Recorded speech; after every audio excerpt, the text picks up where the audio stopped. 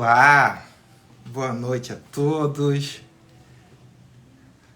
Agradecendo vocês mais uma vez pela presença. Alô, Michele Andrade, obrigado pela presença. Você é uma querida, tá sempre presente aí nas lives, curtindo os conteúdos. Um abração para você, saudade de você. Vamos nos falar mais vezes. Aguardando aqui o professor entrar para essa live, com um tema hoje que, confesso, me deixou muito ansioso pela essa questão, pela essa dogmática tão importante para o direito consumidor especial, ainda mais falando do princípio da dignidade, né? Falando também do racismo, e muitas pessoas até me questionaram: direito do consumidor e racismo, o que isso tem a ver? Não tem uma lei específica para o racismo, porém ele é aplicado sim nas relações de consumo por diversas vezes.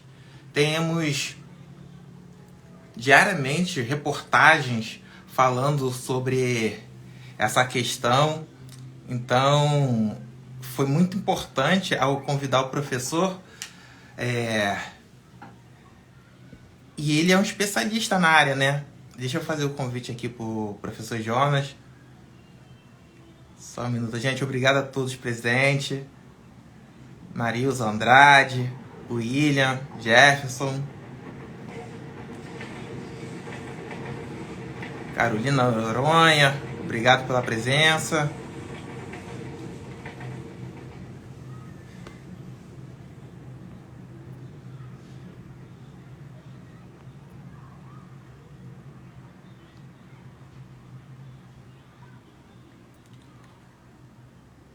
Professor Jonas.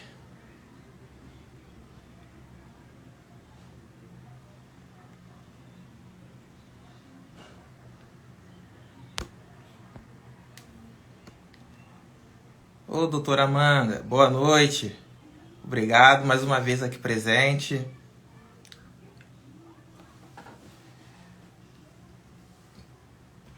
O professor já está entrando. Esse é um tema muito especial, muito importante, né? Para podermos estar debatendo e levando os ensinamentos e esse debate à frente. Ele não se esgota aqui. Até porque a live é muito rápida, né? Um tempo bem curto. Olá, Marquinho. Obrigado pela presença aí também. Só um minutinho que o professor já acaba aqui 2 vezes aqui a solicitação de amizade dele. De amizade não, de ao vivo.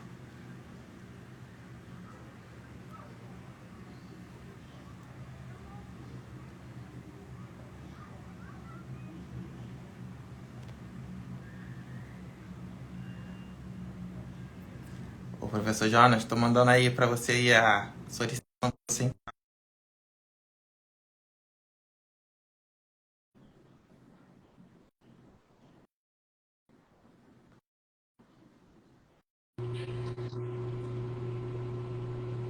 Foi? Acho que agora foi, né? Opa, agora estamos ao vivo, professor. Sempre Agora muito elegante, bonito. pra estar com você, cara. Poxa. Tá no mesmo nível. Professor, você está falando da onde hoje? De Você é um Brasília. cara aqui, Brasília? Isso. Você que é vice-presidente da Comissão de Defesa do Consumidor, da OAB, da subseção, né? Ou da seccional? Isso, é seccional, né? E Poxa. sou membro do nosso Brasilcom, né? Membro, diretor do Brasilcom. Explica um pouquinho o que é o Brasilcom para as pessoas que estão aqui na nossa live. Eu também sou membro do Brasilcom, né? Mas você é diretor. Coisa boa, coisa boa. Então vou explicar um pouquinho. O Brasilcom eu conheço. Se hoje vou entregar a idade aqui, se hoje eu tenho 30 anos, eu conheço o Brasilcom desde os 15. Então, assim, eu comecei bem antes do direito, eu era estagiário lá. O Brasilcom, só explicando um pouco, estou vendo aí umas revistas de direito do consumidor aí atrás. O Brasilcom é uma associação, uma ONG, associação civil sem fins lucrativos, que ela congrega as maiores autoridades, não por imposição. mas por estudo mesmo e pela paixão pelo direito do consumidor do Brasil e do mundo. Para se ter uma ideia, né, o Brasilcom, ele tem ali os autores, são ex-presidentes do Brasilcom, os autores do anteprojeto que deu origem ao nosso Código de Defesa do Consumidor, que é lá de 1990. Então, assim, o Brasilcom é a maior força, é uma força e é uma luz, né? Quando a gente não sabe por onde correr, a gente vai ali atrás no Brasilcom. E aí eu rodei desde... Eu era estagiário, depois secretário, na sede aqui, que é aqui em Brasília. E aí passei por tudo que é cargo e hoje, felizmente, na gestão do Dr. Fernando, trabalhei com Bruno Miragem, trabalhei com Hector Valverde, que é desembargador aqui do TJDFT, trabalhei com a Clarissa Costa de Lima, que é uma das... que é, né, do Rio Grande do Sul, juíza lá, uma das autoras aí, dos grandes nomes do superendividamento, né, no Brasil. Que trouxe só isso, né? E agora... Exato, é isso. O currículo tá bem baixinho, né, meu amigo? E é muito importante, né, a gente falarmos do código, porque agora em setembro o código vai completar 33 anos. E estamos chegando no aniversário aí do Código de Defesa do Consumidor, uma lei tão... Apesar de ser de 1990, ela é muito atual, né? Ela consegue acompanhar, por ser um código principiológico, acompanhar essas questões todinhas que estão acontecendo de evolução da sociedade. Em 1990, quando o código foi lançado, e lógico, ele foi escrito antes, não tínhamos ideia ainda sobre as questões tecnológicas, celular, o telefone de casa já era um bem que sonhávamos ter um telefone em casa. Hoje em dia ninguém quer mais telefone em casa, só celular. E internet, eram coisas que a gente sonhava, mas não pensávamos que ia alcançar. E o código, ele é o mesmo e consegue acompanhar toda essa evolução. Hoje, falamos de inteligência artificial. Ontem, tivemos uma live que falamos, doutor, sobre a proteção de dados, que já é um tema que é muito atual também, porém a proteção dos dados neurais. Você tem noção do que é isso? Eu botei uma enquete aqui no meu Instagram, no Story, pouquíssimas, assim, quase 0, alguma coisa de pessoas que já ouviram falar. Então, assim, a gente tem que tomar cuidado até com o que a gente pensa. Calma, gente, isso ainda não acontece, porém já tem um projeto de lei pensando nessa possibilidade, sim, de termos que resguardar os nossos dados neurais para que não invadam os nossos dados. Mas foi a live de ontem, vamos para a de hoje. E esse tema, professor, muitas pessoas me questionaram, muitas pessoas estão curiosas, querem saber... o racismo já tem a lei própria. O que isso tem a ver com o direito do consumidor? Embora para mim seja óbvio, ou para outras pessoas não. Quem não é do ramo de direito do consumidor, quem tem aqui tem estudantes, tem advogados, mas também tem pessoas da sociedade civil. Então, fala um pouquinho sobre o nosso tema, por favor. Tá, vou falar. Esse tema, nem todos somos consumidores, ele surge aí de uma provocação. É lá de 1962, né? O Dia Mundial do Consumidor, ele tem origem lá em 15 de março de 1962. Nesta data, lá nos Estados Unidos, o então presidente John Kennedy, ele enviou ao Congresso uma mensagem. Olha, todos somos consumidores e todos merecemos, portanto, proteção. Tá aí E essa verdade, essa verdade tradicional, se posso dizer assim, ela veio passada ao longo dos anos. Ali a gente está falando de 1962. Daqui a pouco eu vou trazer um contexto. Porque aqui a gente não pode ficar nesse... É o perigo de uma história única, né? A Chimamanda, que é uma nigeriana, que ela traz muito essa questão, e eu já até trouxe num artigo sobre racismo algorítmico, que é o seguinte. Ela vem da Nigéria para estudar em Harvard, chega em Harvard, e aí as colegas de quarto dela ali, que ela fica... Uma colega de quarto, ela fala alguma coisa, pede algum utensílio ali para a cozinha. E aí a colega dela vira e fala: nossa, você fala tão bem inglês, parece que nasceu aqui. E aí ela fala, pois é, porque lá na Nigéria o idioma oficial é inglês, sabe? Então, assim, é o perigo de uma história única. Será que é só os Estados Unidos que falam? Será que é só o tradicional? Entendeu? A gente não pode entrar nesse... seguir assim, porque a seguir da forma tradicional, da forma comum, a gente continua sendo discriminado. E aí não só, né, pelo racismo, questão da cor, mas aí o sujeito, né, das camadas inferiores, aí todo tipo de racismo, de machismo, todas essas, vamos dizer assim, esses defeitos que vêm do ser humano lá de trás, ali do século XIX, século XVIII, eles só vão sendo reproduzidos. Isso, então, assim, qual foi a grande questão? Eu pensei, 1962 ele vai e diz que todos somos consumidores e precisamos de proteção. Todos quem? Quem são esses todos? E aí a gente começa a trabalhar. Por quê? Em 1962, o Muhammad Ali, eu acho que eu não preciso nem apresentar, é o maior boxeador da história. O Muhammad Ali, ele vem todo feliz de Roma, que tinha participado das Olimpíadas, ganhado a primeira medalha de ouro, e aí ele chega nos Estados Unidos, no estado dele, que é no Kentucky, e no Kentucky ele tenta tomar um café. E aí tá no artigo. Ele tenta tomar um café e o dono do estabelecimento fala, saia daqui, você não é convidado, você não pode tomar café junto com os brancos. Então, será que essa é a história? Todos somos consumidores? Será que estava falando com o Muhammad Ali? Penso que não, né? Então, assim, essa provocação vem dessa época. 1955, a gente tem a Rosa Parks. Que aí, a Rosa Parks é uma mulher, né? Que eu trouxe até para minha filha esses dias o livro da Rosa Parks para ela já aprender quem é. Por quê? É uma mulher que, na lei da segregação, onde os pretos não poderiam ficar no mesmo local que os brancos, por exemplo, no transporte público, a Rosa Parks parou e sentou onde ela queria, ali no lado dos brancos, e falou, eu não saio daqui. Ah, mas você vai ser presa. Eu tô sabendo disso, eu não saio daqui. Entendeu? Todos são iguais para quem? Por quê, né? Então, são essas discussões que... Será que mudou só porque ele mandou essa mensagem? É isso que eu tento trazer, começar por ali, sabe? Que aí tem a poesia ajuda muito com isso, eu sou muito fã de poesia. O Ortega y Gasset, ele fala assim, eu sou eu e minhas circunstâncias, né? Então, assim, eu não sou eu aqui tentando, eu não sou eu no mercado de consumo, eu sou eu e as minhas circunstâncias. Eu sou eu e essa cor desde quando eu nasci. Entendeu? Não é porque eu adquiri dinheiro que eu mudei de cor. Apesar de que no nosso Brasil tentam fazer isso. Por exemplo, o nosso Pelé, ele é branco, né? Para o mundo inteiro, o Pelé é branco. O Machado de Assis, ele é branco. Apesar de ele ser preto, ele embranqueceu. Tá ali, eu cito no artigo também. O Nelson Rodrigues fala, o Machado de Assis já há muito deixou de ser preto.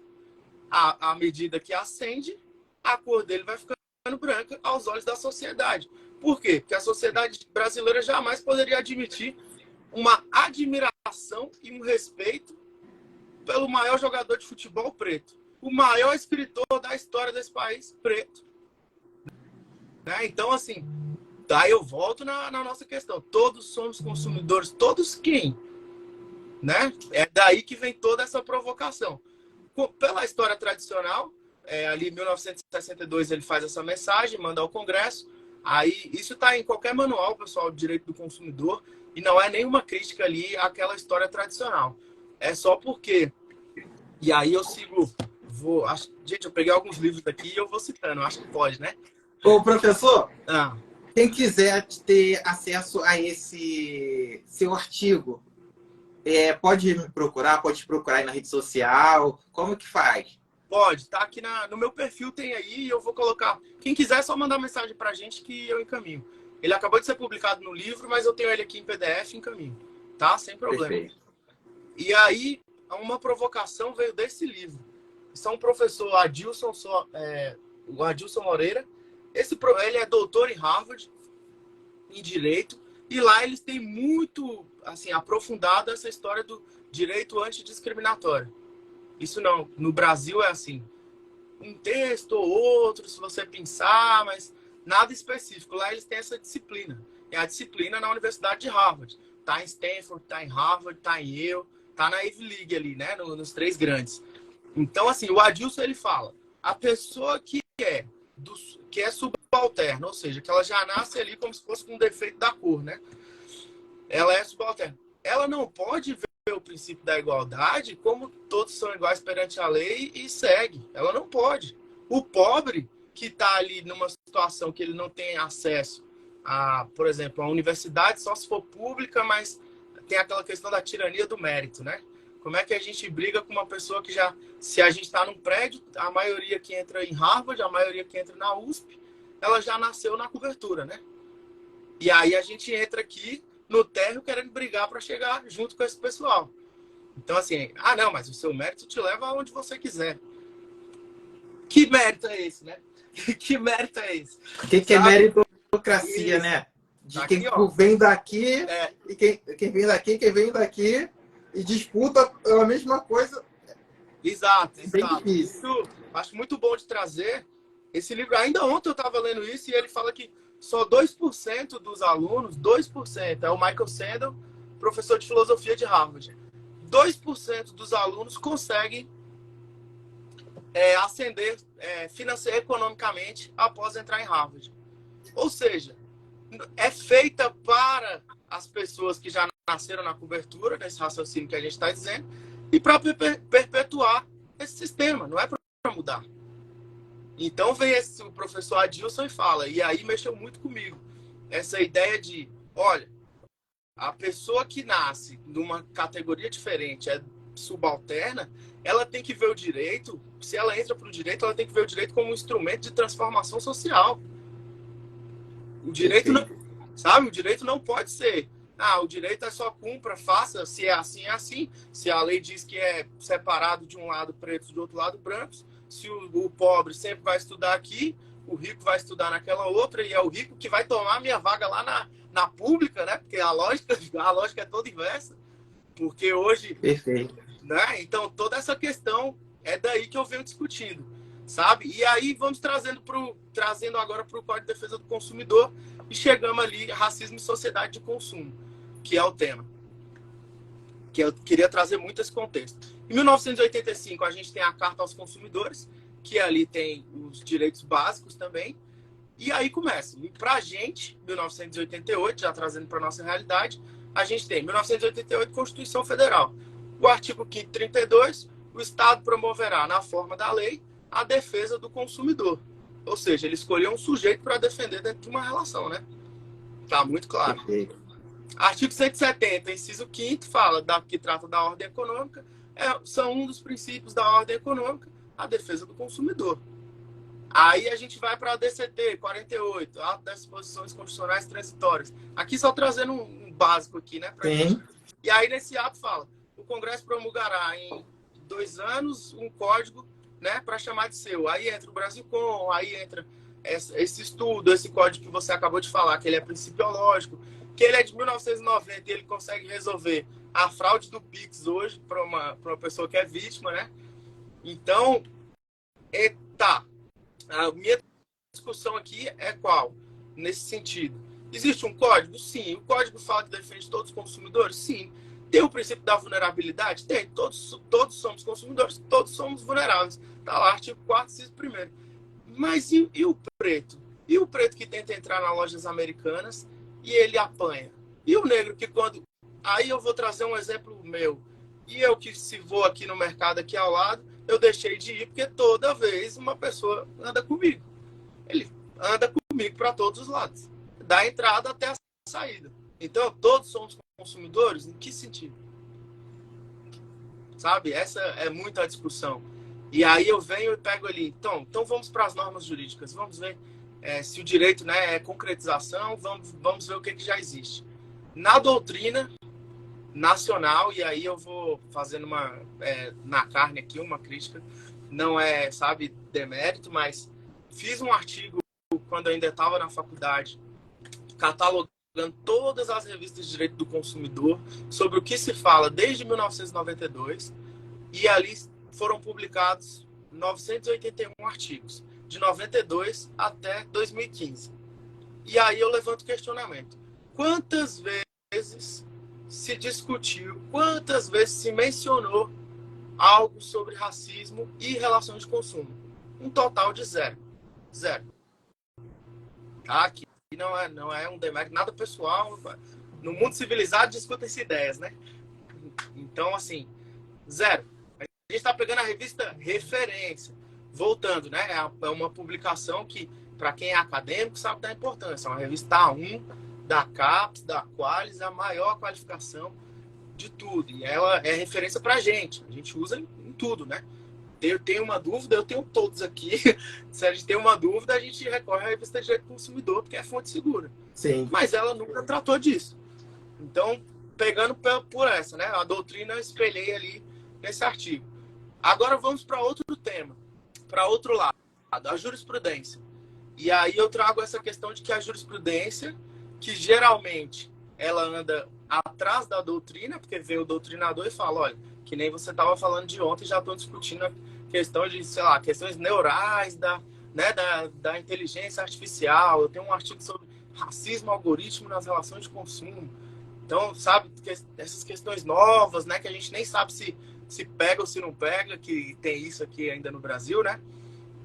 Mas você trata isso em doutrina e depois vem a jurisprudência e começa a julgar com base, você vai se espelhando na doutrina. No Brasil não, tem acontecido o inverso. A responsabilidade civil, pelo menos nesse tema, ela era subjetiva, e aí, para quem não é do direito, né, que deve ter pessoas aqui, responsabilidade civil subjetiva, em termos bem fáceis, ela vai assumir, ela vai procurar essa culpa. Cadê a culpa? A pessoa xingou a outra de preto, ela seguiu o outro ali no mercado e depois os seguranças bateram. Não que isso aconteça, né? Mas, assim, a gente sabe, tá em tudo que é lugar. Mas a pessoa apanhou, não sei o quê. Teve culpa?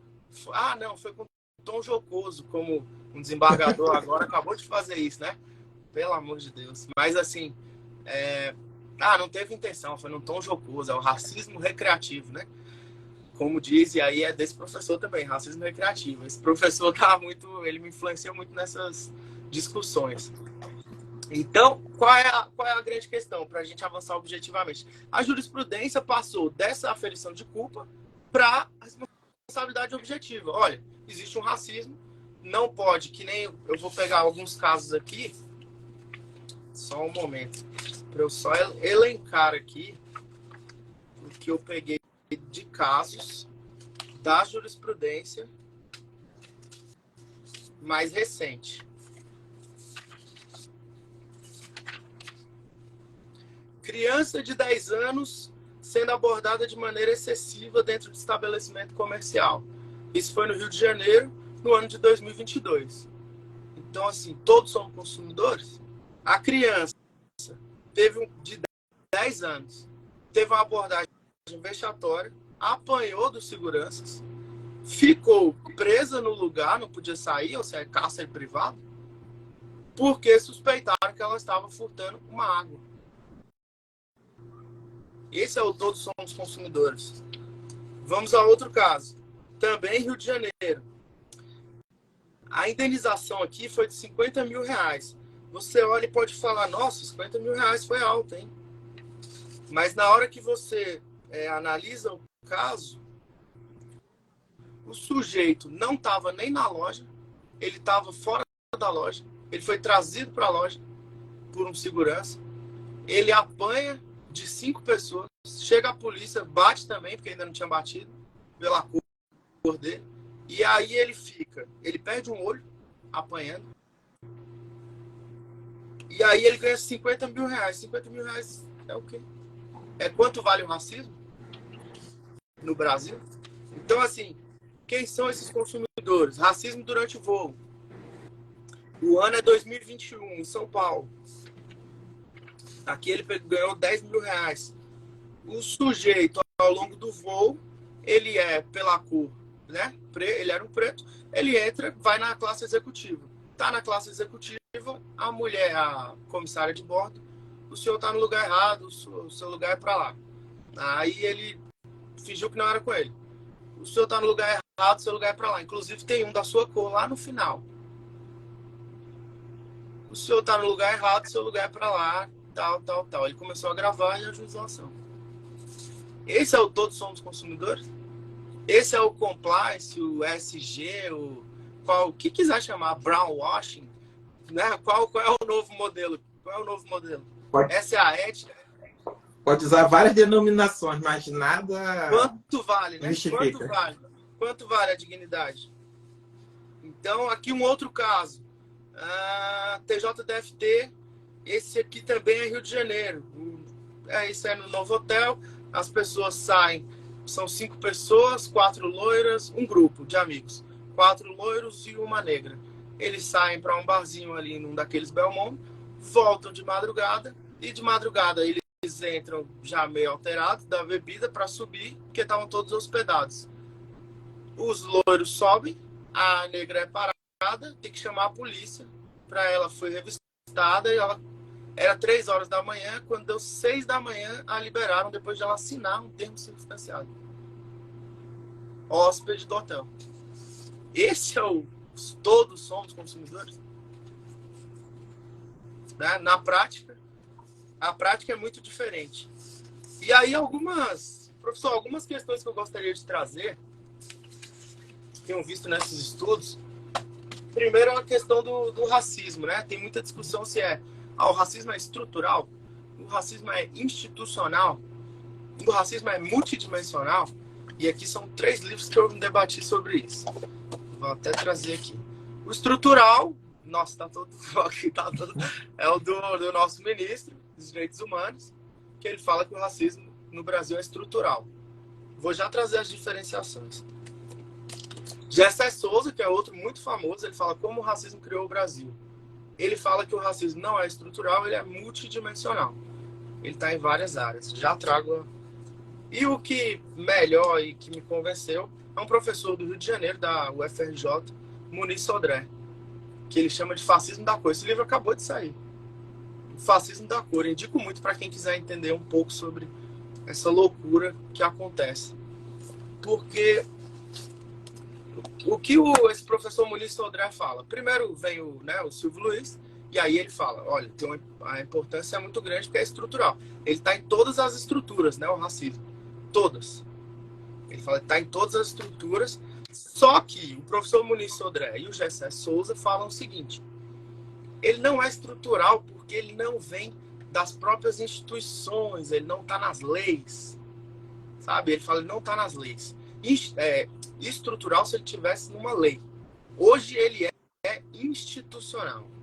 E o que seria esse racismo institucional? É aquele racismo traiçoeiro.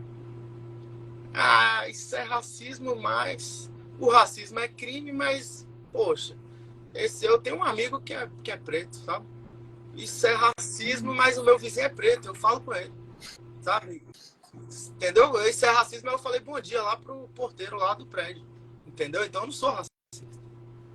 Então ele fala desse institucional. Eu tenho até trabalhado, e eu estava conversando com o professor Bruno Miragem esses dias, sobre o que eu tô querendo escrever sobre um racismo líquido, que é pegando a ideia do Bauman, que tá em tudo e não tá em nada, ele se esvai, né? São como os relacionamentos, assim, né? Ele é muito sorrateiro e ele passa sem que ninguém perceba. E é tão importante, né, se tratar dessa questão do racismo nas relações de consumo, porque ele acontece a todo momento, como você disse, no supermercado, nas viagens, nos restaurantes. Então, assim, isso... Até aqui o Marcelo aqui falando também sobre a questão aqui de uma fábrica, uma rede de supermercado muito conhecida, que também é outra fábrica de roupa. Obrigado, Marcelo, pela colaboração. Também mandar um abraço aqui para o nosso querido mestre, membro também do Brasilcom, Diogo Coelho. Vai estar palestrando amanhã sobre o tema consumidor super endividado. Espero amanhã. E também tem o Sodré aqui, Antônio Sodré, membro da Comissão de Defesa do Consumidor e do Brasilcom também presente. Obrigado pela presença de vocês. O Paulo, ele é pai do Paulinho. Não sei se você conhece, ex-jogador do Vasco, atual Atlético Mineiro. Sim, também está aqui na live. Obrigado. E os demais advogados, Tatiana Cristina, da Defesa do Consumidor, da LERJ, e outros que estão aqui presentes na live. Obrigado a todos. Marcelo, obrigado pela colaboração aí. Professor Jonas, eu não sei se você está sabendo, mas desde 2020 tem um projeto de lei no Senado Federal. O que acontece? É o projeto 5.294 de 2020. E ele tenta incluir, fazer uma emenda ali no Código de Defesa do Consumidor e incluir a questão racial na relação de consumo. Ele já passou pela Comissão de Direitos Humanos, porém, há uma bateria de comissões, Constituição de Justiça e outras para passar. Não sabemos se vai ser aprovado. Porém, existe um projeto.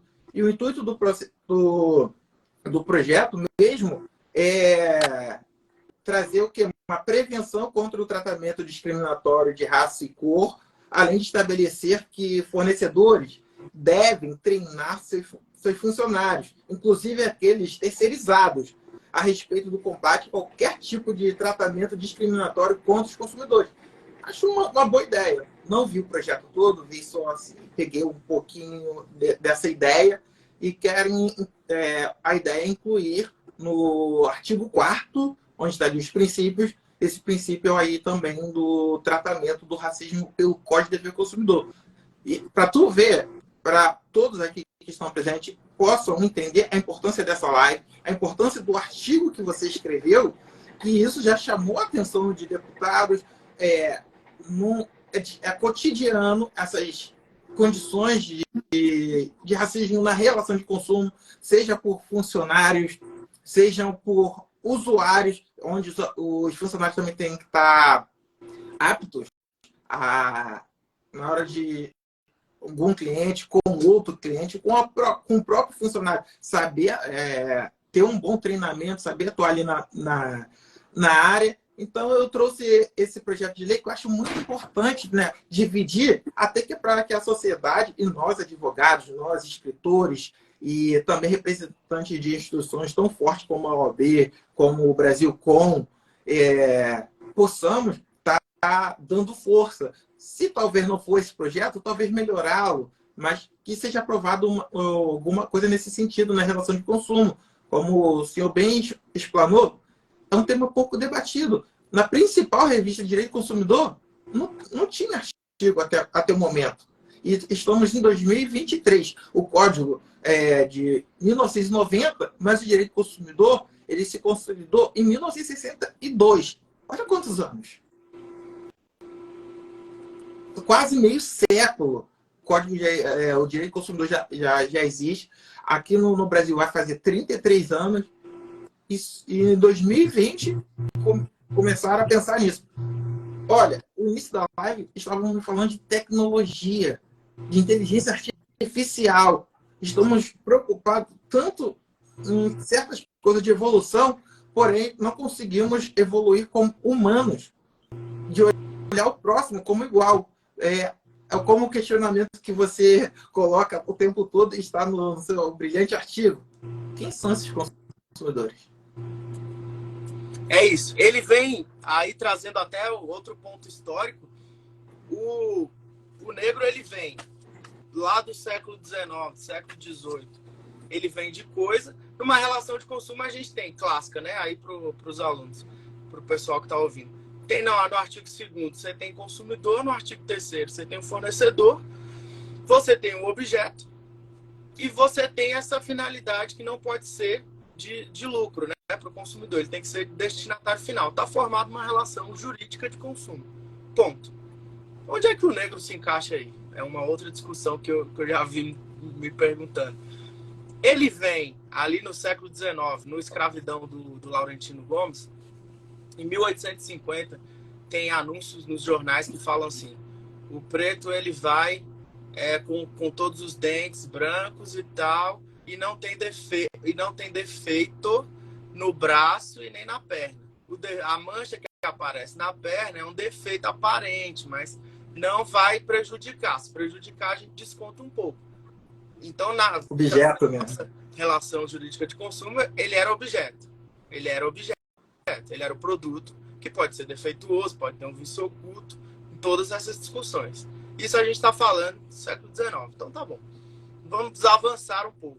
A gente entra no século XX, pelo que a gente percebe e já discutiu aqui, ele é invisível, né? Ele vai ali, todos alçam a consumidores, mas o preto ele ainda passa por essas situações de hotel, de hospedagem, de avião, né? E aí eu não tenho problema com isso, de Zara, de Carrefour, de Americanas. Ele ainda passa por todas essas situações. Isso é diário, né? Isso é diário. Eu já até pensei, será que a gente poderia fazer um consumo de ativismo? Estava pensando sobre isso. Só vou comprar o que me representa, aquilo que eu sei e tal e tal. Mas aí quando você pensa no vulnerável, naquela pessoa mesmo assim que está numa condição, ele mora numa cidade pequena, ele só tem aquele Carrefour, é o único mercado, e o Atacadão e o Carrefour. Aqui em cidades satélites a gente conhece bem essa realidade. Como é que eu vou? Aí eu vou vulnerar duas vezes. Ele é o vulnerabilidade agravada, né? Ou é o hipervulnerável. Então não tem como ele ter esse consumo de ativismo. Porque ele só tem aquele mercado ou ele vai ter que pagar mais. Então ele não existe, né? Não existe essa possibilidade. Já tentei, aí voltando. Aí esse consumidor sobe, ele vira um invisível, um sujeito invisível. Nos Estados Unidos, ele tem muito dinheiro. Então ele se empodera e ele compra. E agora começou uma nova discussão, que eu peguei um livro ali de psicologia do consumidor. E aí, qual é a grande discussão da professora de Stanford? É Ana Link. Ela fala assim, o preto ascende, e aí ela fala também em maior medida o preto, mas todos os pobres. Você consegue ascender e aí, né, aquele mérito, aquela coisa e tal, não sei o quê. Você ascende e você vai, por exemplo, a Paris. Vou pegar uma entrevista do Djonga recente. O Djonga é um cantor de rap e é um preto que fala muito sobre isso. E aí o Djonga fala, fui a Paris com meu pai, falou recentemente naquele Podpah, né, que é famoso no YouTube. Fui a Paris com meu pai e falei, pai, você pode comprar o que você quiser agora que a gente tem dinheiro, eu vou pagar.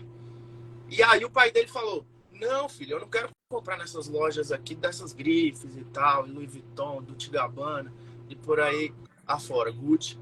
Vamos atrás de uma lojinha mais simples, que tenha um negro, porque aí eu vou sentir mais aquela questão da representação, tá? Representatividade. Ele fala, tá bom, pai, já que você quer, então amanhã a gente sai cedo e vai lá. Eles chegam à loja, o que acontece?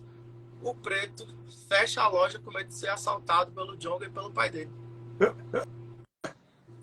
Ano passado, Paris. Entendeu? E aí o Djonga estava se perguntando, o que eu faço? Esse é o racismo que a gente está falando. Esse é o racismo líquido, que está em tudo e não está em nada. Esse é o racismo institucional. Quando você fala, nossa, mas tem um policial que ele é preto e ele é racista contra o preto. É porque aí tem um professor que falou isso esses dias. A gente só vê aquilo que a gente tem cognição para ver, né? Se eu acho que não existe racismo, nunca estudei, não tenho ideia do que é, não sei qual é o fenômeno. Se eu nunca parei, nunca estudei, essa é a grande verdade, eu não sei. Eu não sei nem que é racismo de cá e nem de lá. E a instituição polícia, ela foi criada para, na segurança, para afastar pobres de ricos. Isso desde sempre. Só mudou o nome. O de Guarda Nacional, depois Polícia do Estado não sei de onde, Polícia tal. Isso está na história. O livro Escravidão, do Laurentino Gomes, são 3 volumes e fala muito bem disso. O livro do Sodré fala disso. O livro do Gessé de Souza fala disso.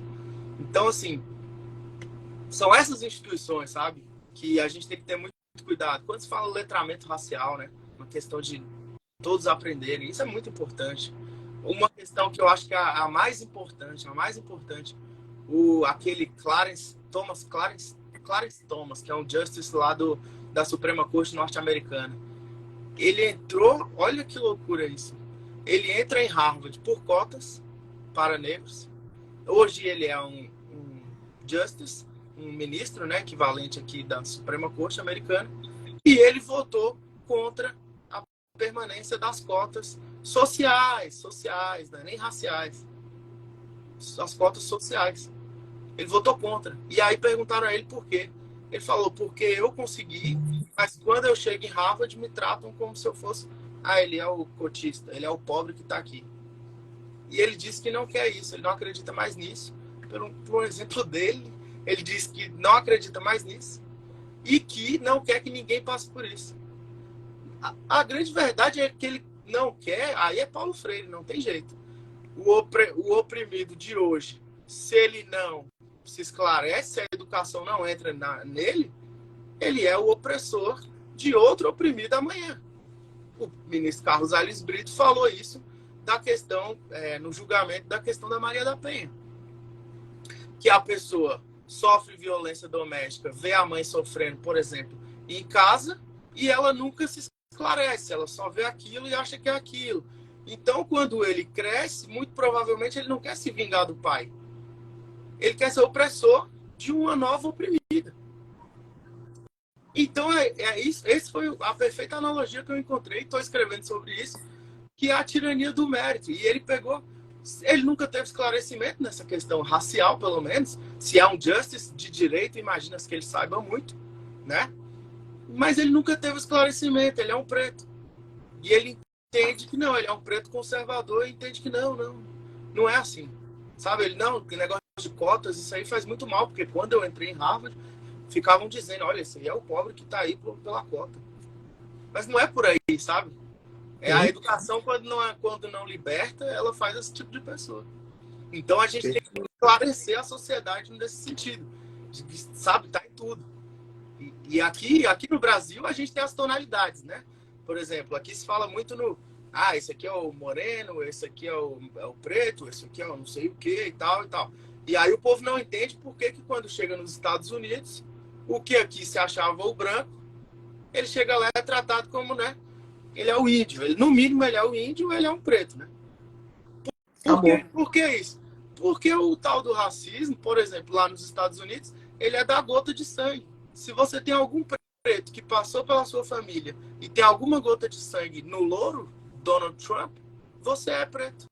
É por isso que a mulher do príncipe lá, ela é preta, tá sofrendo racismo. Ela no Brasil seria é uma pessoa branca. Perfeito. Sabe?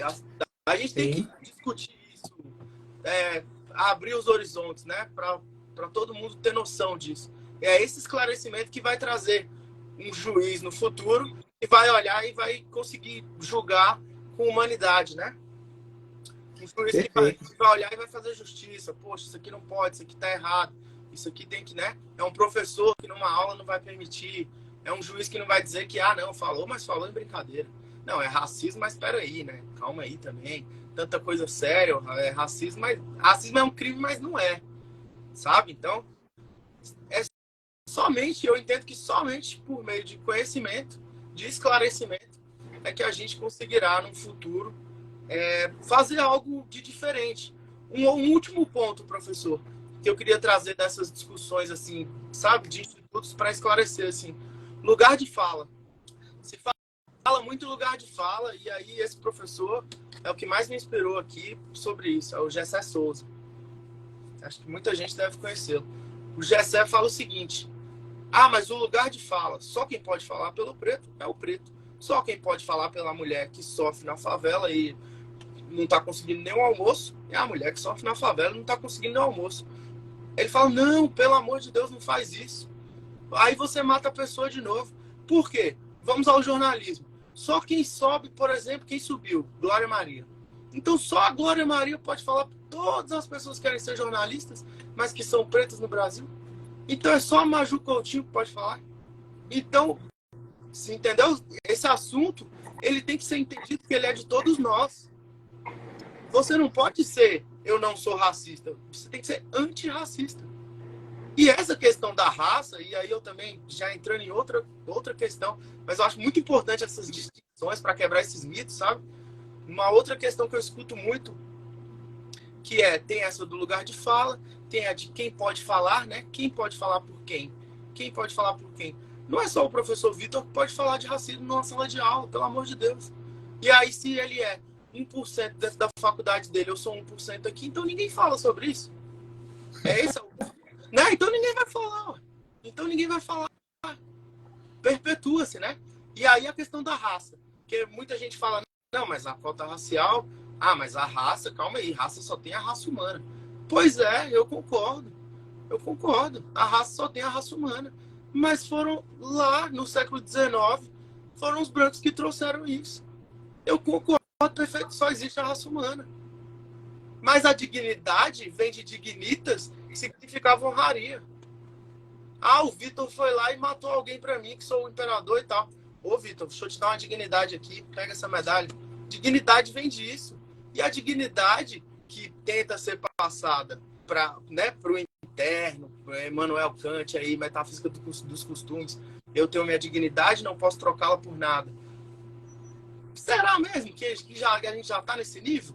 Às vezes eu fico me questionando, sabe? Essa questão da raça, se você pegar os maiores autores, o professor aqui, cadê ele? O professor Adilson traz nesse livro aqui, pessoal, Ensaio de Hermenêutica Jurídica. Ele traz isso. Ele fala assim, olha, o Kant falava, realmente as pessoas pretas têm uma dificuldade bem maior de estudar. O Kant, tá no Kant. Fernando Pessoa, que é o que eu gosto demais, leio demais. Não, realmente as pessoas que são do sul da América, como é que estuda naquele calor maluco? O Einstein falou isso. O Einstein falou.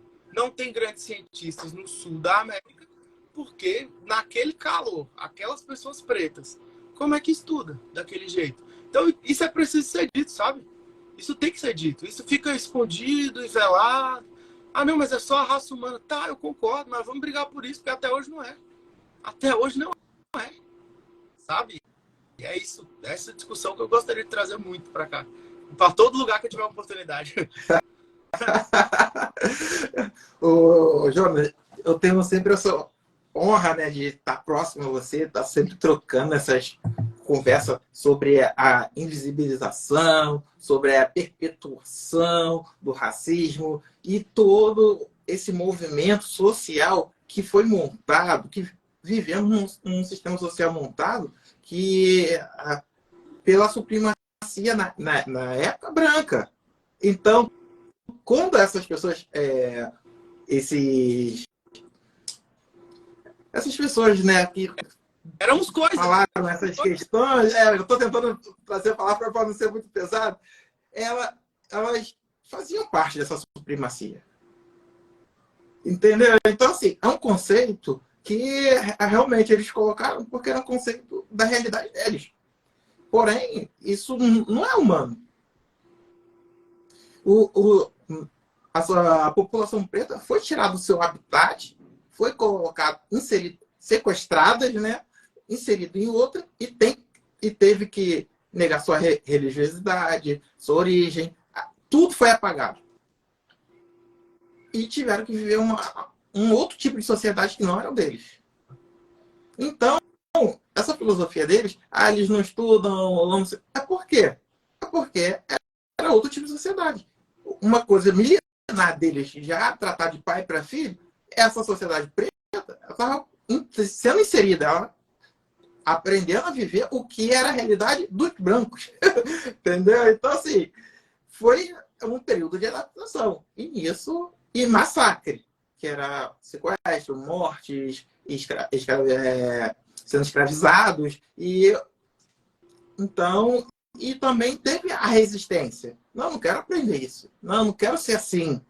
Então, levamos séculos, milênios. Hoje, vivemos numa sociedade, nos adaptamos, mas não é a sociedade que o povo preto cultivava. Não faz parte da nossa cultura. O povo preto não usava a terra. Entendeu? Mas nos adaptamos. E aí entra aquela questão, meritocracia. Foi mais difícil para quem? Voltando para a relação de consumo, porque tem todo um conceito histórico, filosófico, para poder chegar na relação de consumo. Olha, depois de milênios, séculos e décadas, no caso do Código de Defesa do Consumidor brasileiro, atualmente tem um primeiro artigo falando sobre isso, uma revista de tanta importância e um tema que acontece todo o dia. o racismo na relação de consumo acontece todo dia. Olha que absurdo. Ninguém se preocupou em escrever sobre isso antes. É isso. É. O primeiro congresso, o Congresso do Brasilcom, que é o maior congresso de direito do consumidor da América Latina, no ano passado, em São Paulo, teve o primeiro painel sobre racismo e relações de consumo. O primeiro painel. E aí ele foi formado só por pessoas, né, pretas. E o próprio presidente, o promotor de justiça, o Fernando Martins, ao final da palestra, a única coisa que ele falou, a primeira coisa que eu tenho que falar é desculpa, porque tá tudo errado. Entendeu? Então, assim, tem que começar. Se não começar, agora o MPCom vai fazer o congresso e falou, a gente quer fazer aquele mesmo painel lá para discutir essas questões. Então é assim que começa. Tem que dar o pontapé. A gente, como eu te falei esses dias, a gente tem que brigar por cada vírgula. A gente tem que brigar por cada ponto. Ah, mas não era interrogação, era exclamação. A gente vai brigar, sabe? A gente tem que brigar por cada ponto e não deixar passar. Uma briga nossa, que é de hoje e que já tem tempo, o ensino afro lá na educação de base. Esse ensino, ele tem a lei, mas no Brasil tem a Law in the Books e a Law in the Action, né? A lei que fica só nos livros, nas bibliotecas, que é esse caso, não pegou. E a Law in the Action, que é a que vai para a prática. No Brasil não pegou. Tem isso ainda. Sim. Ainda tem isso. Não pegou. Ou seja, não é aplicado. Até hoje, 20 anos após essa lei de diretrizes, né, afro-americanas serem obrigatórias, né, no ensino básico, a minha filha não estudou, não passou por isso. Sabe? Então, assim, tem que começar por aí. É a educação que liberta. Não tem jeito. E completando o que você falou, aqui o Alessandro falou muito bem. Ser antirracista é uma construção que demandará um baita esforço de todos nós, pois o racismo está tão internalizado em nossa nação que é difícil perceber nossas próprias atitudes racistas. É assim, até o nosso povo preto cometemos racismo contra nós mesmos, porque fomos ensinados assim, entendeu? Não só nas relações que aqui estamos tentando trazer o racismo, mas comparando as relações de consumo. Mas no dia a dia, uma roupa mais extravagante, e isso é cultural africano. Mas aqui estamos trazendo uma roupa mais sóbria.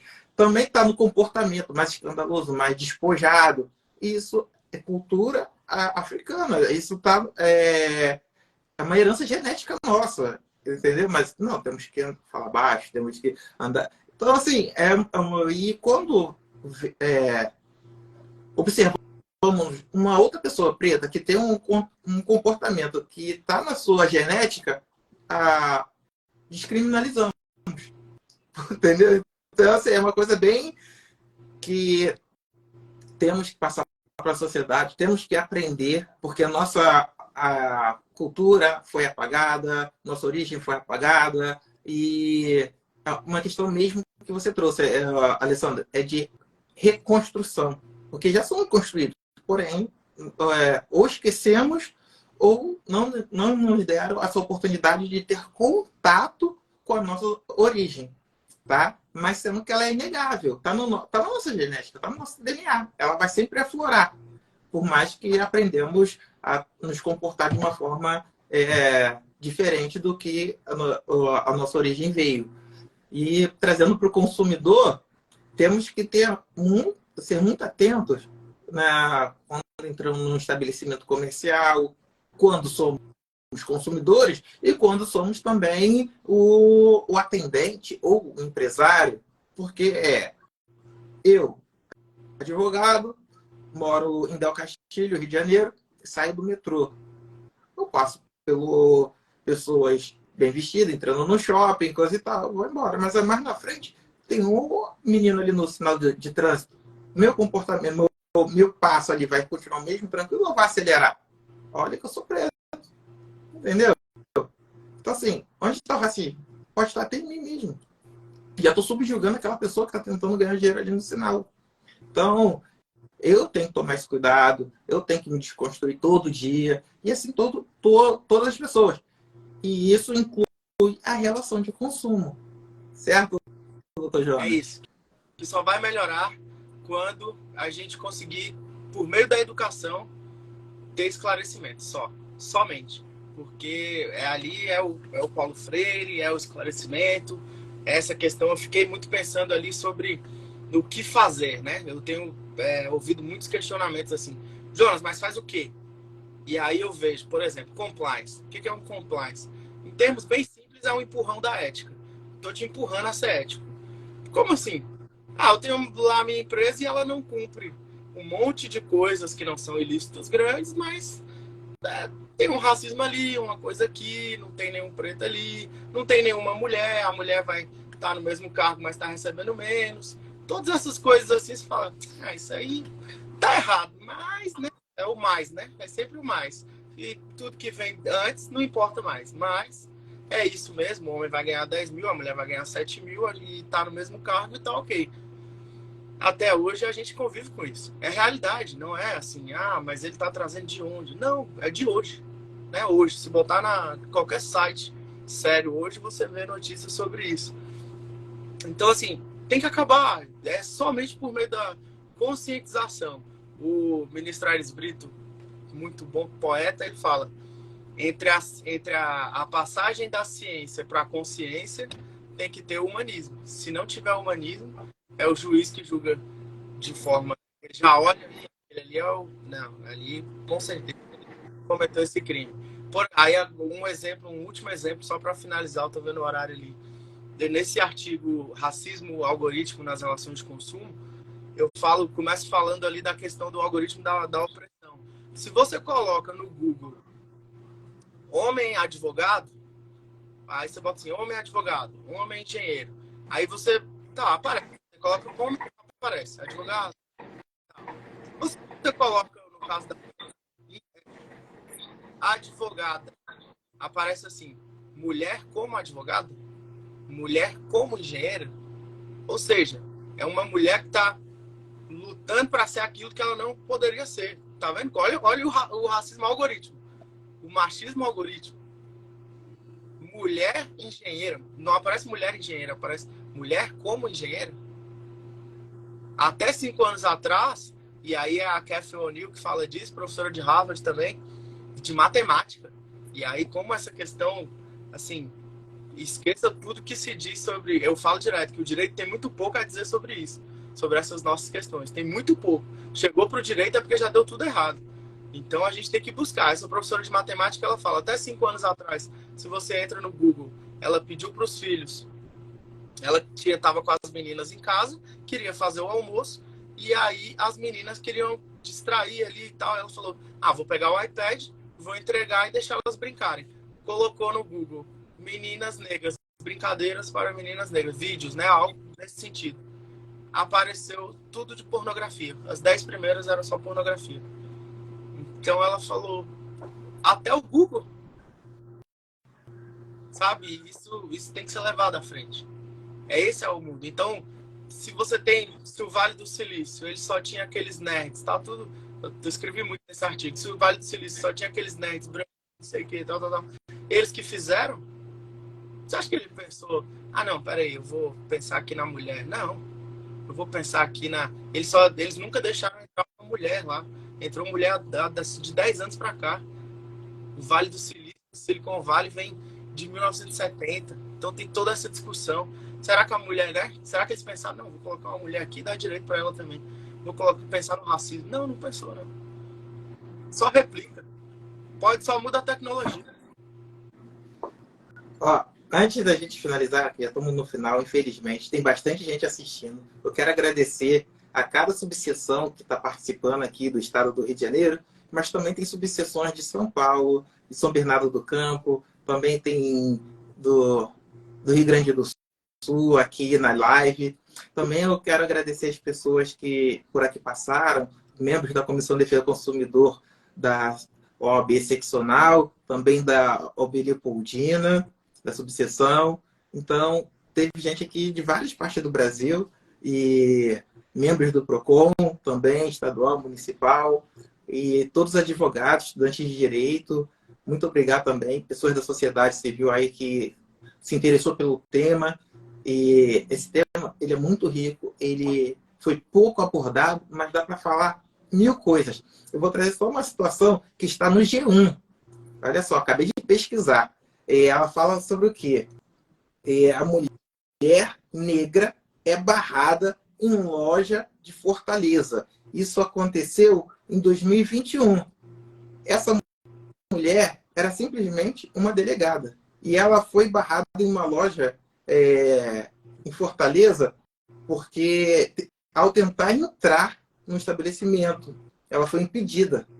E a justificativa do atendente foi o seguinte: ele alegou questão de segurança. Uma mulher negra e foi impedida de entrar numa loja. Mas ele não sabia que era delegada. Você concorda comigo que é a mesma questão do Muhammad Ali em Sim, 1962, 2023? exatamente. Estou te negando acesso à relação de consumo. Não, você não é consumidor. Aí, o que diz o artigo 4º? O artigo 4º fala respeito à segurança, à saúde e à dignidade. Combinado com o artigo 6º, ele já orienta o quê? Pela igualdade das contratações. Ainda tem o artigo 39, no inciso 9º e 10º, que estabelecem que a empresa não pode negar ou recusar de bens ou prestação de serviço ou mesmo a elevação dos preços sem justa causa. Isso que está no código é o suficiente? Foi suficiente nessas questões? Não foi, né? Meu querido, cara, muito obrigado. Que prazer tê-lo aqui. Essa live foi um sucesso. Está sendo assistido em várias partes do Brasil. Isso é uma satisfação imensa, porque não é fácil ter horário, disponibilidade, falar de um tema tão sensível, porém com tanta segurança como você trouxe, com tanta responsabilidade, trazendo princípios, trazendo questões filosóficas, estudos, falar de uma forma tão séria, tão responsável. Eu sou seu fã, eu sou suspeito de falar, porque eu te sigo, eu leio seus artigos, troco muito com você informações. Então, muito obrigado. E espero podermos falar mais sobre esse assunto e outros em outras oportunidades. Muito obrigado a todos. Obrigado, gente. Tchau, tchau.